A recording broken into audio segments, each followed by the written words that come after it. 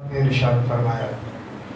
دیکھیں یہ آقا کریم صلی اللہ علیہ وسلم نے جب دیکھا کہ پہلے کی جو امتیں ہوتی تھی ان کی لمبی لمبی عمر ہوتی تھی اور لمبی عمر کے سبب وہ لوگ عبادت بھی بہت زیادہ کرتے تھے، کیونکہ کسی کے 1000 مہینے، کسی کے 800 مہینے، کئی سالوں کی ان کی عبادت، 300 900 سال 1500 سال ایسی لمبی لمبی عمر ہوتی تھی. تو وہ اس حساب سے وہ عبادتیں بھی کرتے تھے. اور جب آقا کریم صلی اللہ علیہ وسلم نے دیکھا کہ میری امت کی عمر تو بہت کم ہے، تو اس کا مطلب یہ ہوا کہ کہیں یہ لوگ میری امت سے عبادت میں آگے بڑھ نہ جائے. تو یہ آقا کریم صلی اللہ علیہ وسلم فکر مند تھے، غم زدہ تھے. ہمیشہ آقا کریم صلی اللہ علیہ وسلم ہمارے لیے فکر مند رہے ہیں. حالانکہ دیکھیں پوری رات آقا کریم صلی اللہ علیہ وسلم جگ کر عبادتیں کرتے تھے اور عبادت رو کر دعائیں مانگتے تھے. حالانکہ نبی معصوم ہوتے ہیں، نبی گناہ گار، ان سے گناہ محال ہے، مطلب کہ ہو ہی نہیں سکتا. معصوم اسے کہتے ہیں جو گناہوں سے پاک ہو، جو گناہ کی ہو ہی نہیں سکتا. فرشتے اور انبیاء یہ 2 جماعتیں ہیں جو معصوم ہیں. انبیاء اور فرشتوں کی جماعت، یہ 2 جماعتیں ہیں ایسی جو معصوم ہیں، جو گناہوں سے پاک ہیں. پھر بھی ہمارے لیے آقا کریم صلی اللہ علیہ وسلم پوری رات عبادتیں کیا کرتے تھے، ہمہ وقت، اور ہمارے لیے دعائیں کرتے تھے. تو آقا کریم صلی اللہ علیہ وسلم غم زدہ تھے. اللہ تبارک و تعالی نے جب یہ دیکھا کہ میرے نبی غم زدہ اور پریشان ہے، تو اللہ تبارک و تعالی نے پوری سورہ مبارکہ نازل فرمائی اور فرما دیا کہ انا انزلناہ فی لیلۃ القدر، بے شک یہ وہ قدر والی رات ہے جس میں ہم نے قرآن نازل فرمایا. اور آگے فرمایا دیکھیں لیلۃ القدر وما ادراک ما لیلۃ القدر. فرمایا گیا تم کیا جانو کہ لیلۃ القدر کیا ہے. یہ بھی کہہ دیا کہ آپ کیا جانیں کہ لیلۃ القدر کیا ہے. پھر خود ہی اللہ فرماتا ہے کہ لیلۃ القدر تو وہ ہے کہ خیر من الف شہر، یہ 1000 مہینوں سے بھی بہتر ہے. لیلۃ القدر کیا ہے؟ 1000 مہینوں سے بہتر ہے. کیوں؟ کہ تنزل الملائکۃ والروح، اس کے اندر فرشتوں کا نزول ہوتا ہے اور خود روح القدس یعنی حضرت جبریل امین بھی نازل ہوتے ہیں. تو یہ 1000 مہینوں سے بہتر ہے. فرمایا ہی حتی مطلع الفجر باذن ربہم، اللہ کے حکم سے ہر خیر کا کام اس کے اندر آتا ہے، بھلائی کا. اور سلامن کہا، یہ سلامتی والی رات ہے. اور فرمایا گیا کہ یہ غروب آفتاب سے لے کر صبح صادق تک کی یہ رات ہے. تو یہ وہ مقدس رات ہے جس کی بہت زیادہ فضیلتیں ہیں. اللہ کے رسول صلی اللہ علیہ وسلم نے خود ارشاد فرمایا کہ قدر والی رات اگر ڈھونڈنا چاہتے ہیں تو آخری عشرے کی تاک راتوں میں اسے ڈھونڈے. ایک حدیث میں یہ بھی ہے آقا کریم صلی اللہ علیہ وسلم نے کہ مجھے وہ رات دکھائی گئی تھی، اور آقا کریم صلی اللہ علیہ وسلم جب صبح کو دیکھا کہ آقا کریم صلی اللہ علیہ وسلم کی پیشانی مبارک پر مٹی لگی تھی. اس رات میں بارش بھی ہوئی تھی. صحابی ایک عرض کرتے ہیں کہ میں نے آقا کریم صلی اللہ علیہ وسلم کو خود دیکھا تھا کہ وہ 21ویں رات تھی، اور اس کی صبح کو میں نے آقا کریم صلی اللہ علیہ وسلم کو دیکھا تھا کہ آپ کی پیشانی مبارک پر مٹی لگی ہوئی تھی. یہ بھی حدیث پاک ہے. تو یہ 5 راتوں میں کوئی بھی ایک رات ہے، اس کے اندر خوب عبادت کرنی چاہیے کہ اس رات کو اگر عبادت کریں گے تو 1000 مہینوں سے زیادہ عبادت کا ثواب ملتا ہے. تو اللہ تبارک و تعالی ہمیں عمل کی توفیق عطا فرمائے. اور خاص کر کے آقا کریم صلی اللہ علیہ وسلم کی بارگاہ میں یہ بھی پوچھا گیا کہ یا رسول اللہ اس رات کو ہم کیا کریں. تو آقا کریم صلی اللہ علیہ وسلم نے یہ فرمایا تھا کہ اس رات کو زیادہ سے زیادہ دعائیں مانگیں. دعا مانگنا، آج دعا مانگنے کو لوگ آڑ سمجھتے ہیں، حالانکہ آقا کریم صلی اللہ علیہ وسلم نے ارشاد فرمایا الدعاء مخ العبادہ، دعا عبادت کا مغز ہے، دعا مومن کا ہتھیار ہے. اور دعا گر گرا کر کرنی چاہیے. دعا بھی ایک عبادت ہے، بلکہ عبادت کا مغز فرما دیا گیا. تو اس رات کو رو رو کر گر گرا کر دعائیں کریں. اللہ تبارک و تعالی ہماری دعائیں قبول فرمائے. جتنے بھی یہاں حاضر ہیں، جو جو تمنائیں لیے ہوئے آئے ہیں، مولا اس کے پیارے حبیب صلی اللہ علیہ وسلم کے صدقہ طفیل میں سب کی تمنائیں پوری فرمائے، سب کی آرزویں پوری فرمائے. اللہ تبارک و تعالی ہمیں عمل کی توفیق عطا فرمائے. درود پاک پڑھے. اللہم صلی علی سیدنا مولانا محمد کما تحب و ترضی بأن تصلوا علیہ صلاة و سلام علیک یا رسول اللہ صلی اللہ تعالی علیہ وسلم.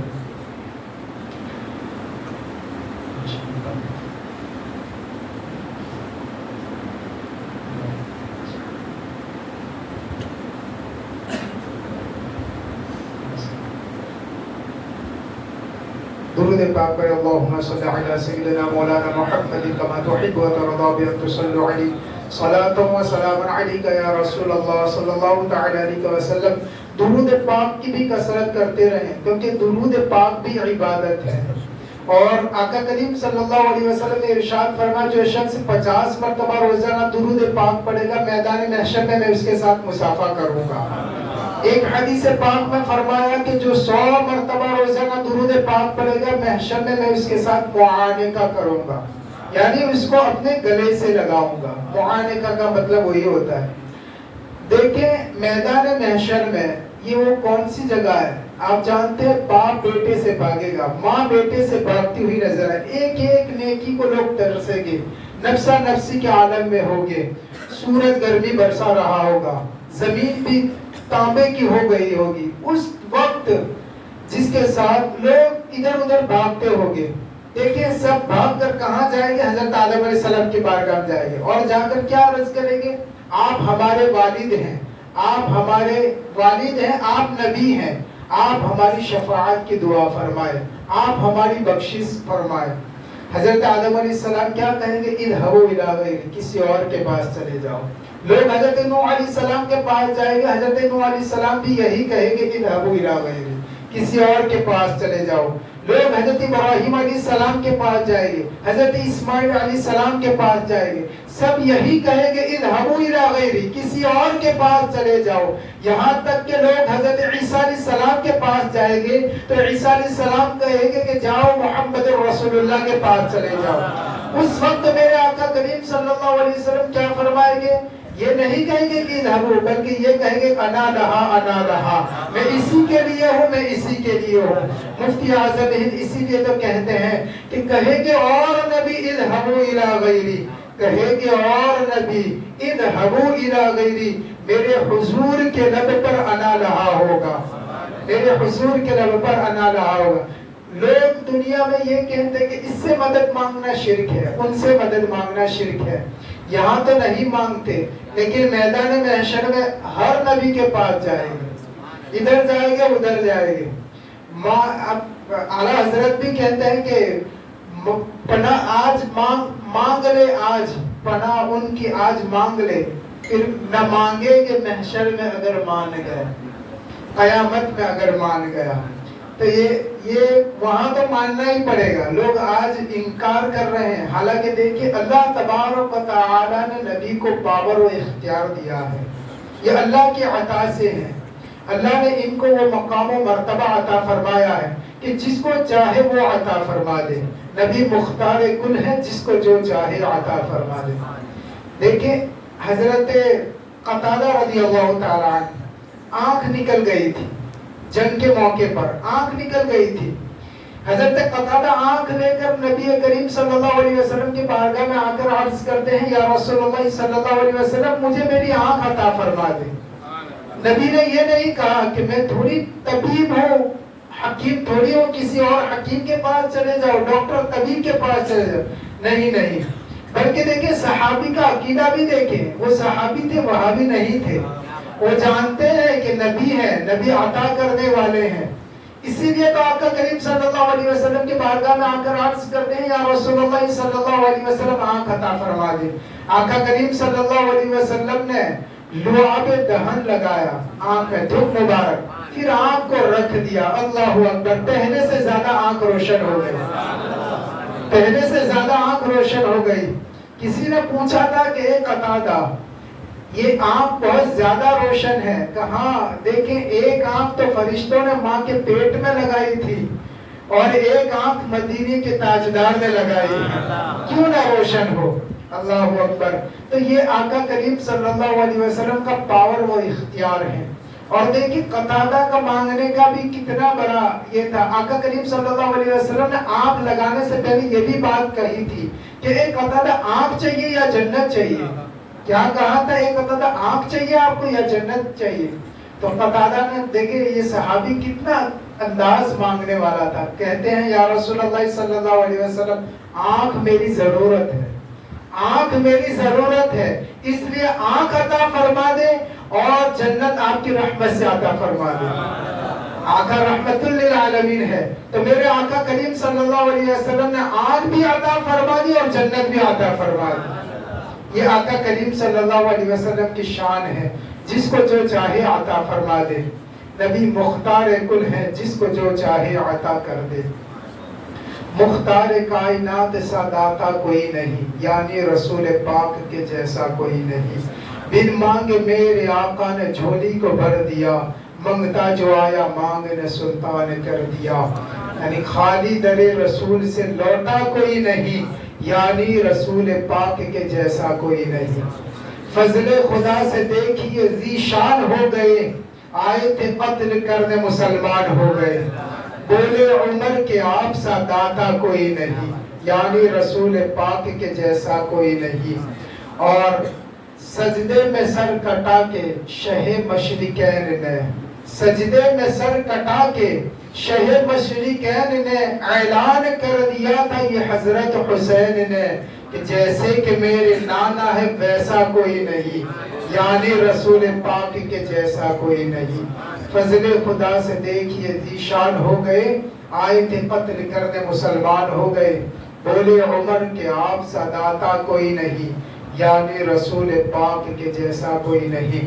تو آقا کریم صلی اللہ علیہ وسلم اللہ کی عطا سے عطا کرنے والے ہیں, اللہ کے خزانوں سے عطا کرنے والے ہیں. بلکہ آقا کریم صلی اللہ علیہ وسلم نے خود نے ارشاد فرمایا کہ اے صحابہ میرے داہنے ہاتھ کی طرف دیکھو کہ اللہ تبارک و تعالی اس کے اندر تمام جہان کی کنجیاں عطا فرما دی ہے, یعنی تمام جہان کے خزانوں کی کنجیاں عطا فرما دی ہے.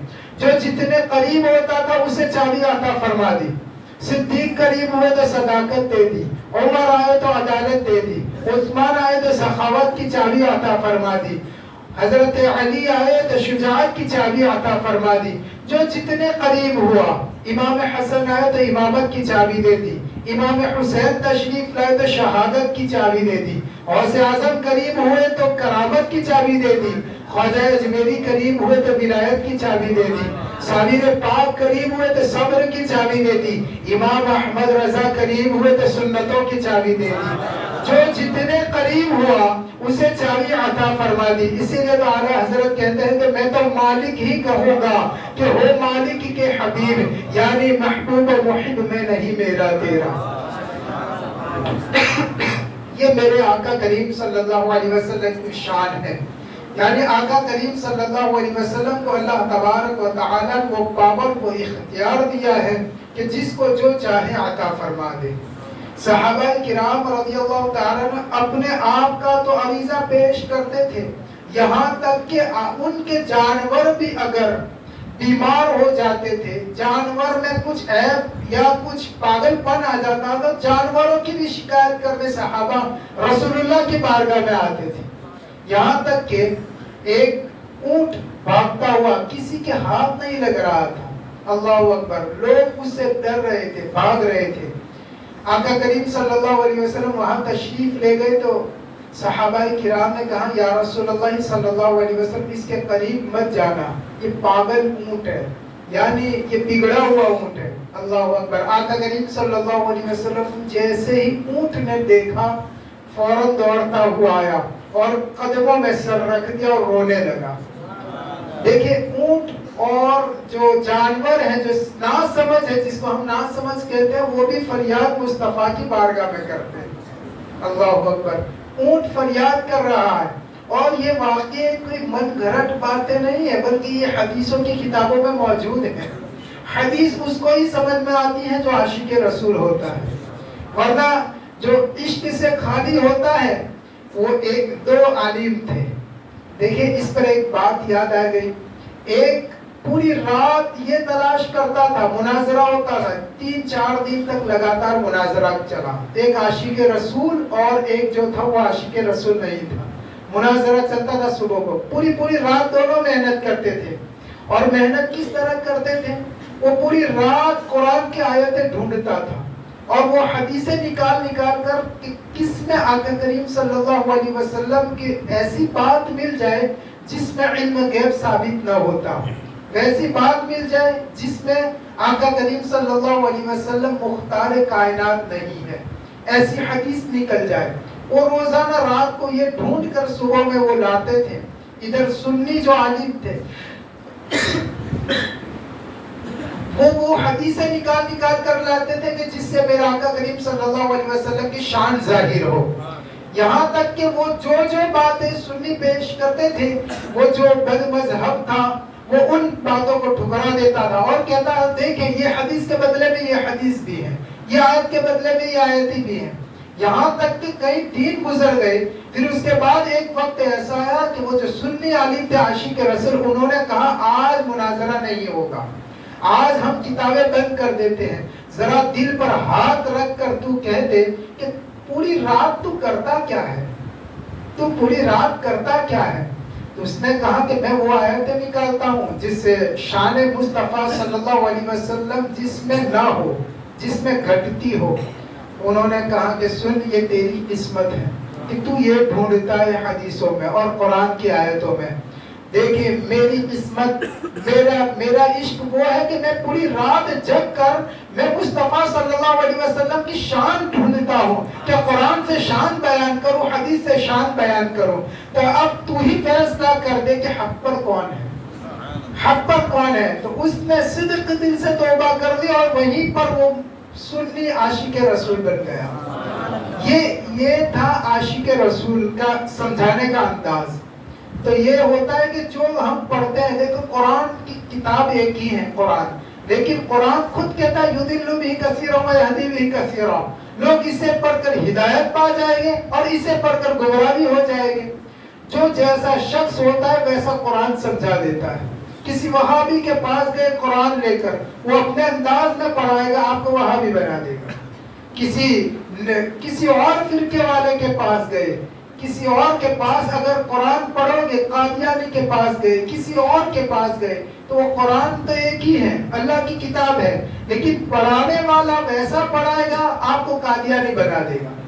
تو جو قرآن بھی ہے وہ بھی سیکھے تو عاشق رسول کے پاس سیکھنا چاہیے، کیونکہ یہ قرآن کا مطلب یہ ہے، قرآن جو جس کے پاس پڑھتا ہے ویسا ہو جاتا ہے۔ دیکھیں علم دین ہمیشہ کیا ہے، علم دین آتا ہے ہمارے پاس تو ہم اسے اگر خرچ کرتے ہیں یعنی دوسروں تک ہم پہنچاتے ہیں تو وہ بات ہمیں یاد ہو جاتی ہے۔ اور علم کا خزانہ وہ ہے جو خرچ کرنے سے وہ ہمیشہ بڑھتا ہی رہتا ہے۔ تو جو بھی ہم سیکھے اپنے گھر جا کر بھی بتانے کی کوشش کریں، بلکہ جو بات ریپیٹ ہوتی ہے وہ یاد رہ جاتی ہے۔ اس لیے کوئی بھی بات دین کی جو سیکھیں ہم اسے اپنے گھر جا کر یا اپنے دوستوں میں اس کو شیئر کرنا چاہیے، کیونکہ جتنا علم کو ہم فالو پہنچائیں گے لوگوں کو اتنا ہمیں یاد رہے گا۔ اللہ تبارک تعالی ہمیں عمل کی توفیق عطا فرمائے۔ درود پاک پڑھے اللہم صلی علی سیدنا مولانا محمد کما تحب و ترضا بأن تصلوا علیہ صلاۃ و سلام علیک یا رسول اللہ صلی اللہ تعالی علیہ وسلم۔